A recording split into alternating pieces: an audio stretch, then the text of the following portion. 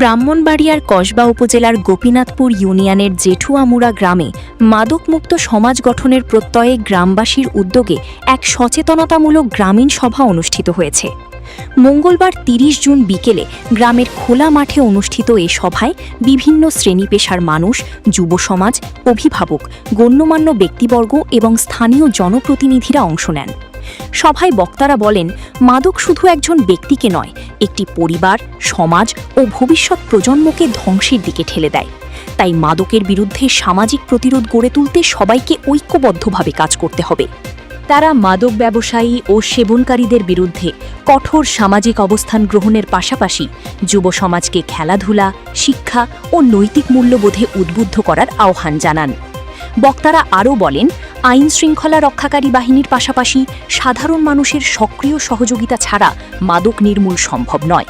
তাই সন্দেহজনক যে কোনো মাদক সংশ্লিষ্ট কর্মকাণ্ড সম্পর্কে দ্রুত প্রশাসনকে জানাতে সবাইকে আহ্বান জানানো হয়। সভা শেষে উপস্থিত গ্রামবাসী নিজ নিজ এলাকা মাদকমুক্ত রাখতে সম্মিলিতভাবে কাজ করার অঙ্গীকার করেন। এলাকাবাসীর প্রত্যাশা, এমন জনসচেতনতামূলক উদ্যোগ ভবিষ্যতেও অব্যাহত থাকলে মাদকের বিস্তার রোধে ইতিবাচক পরিবর্তন আসবে।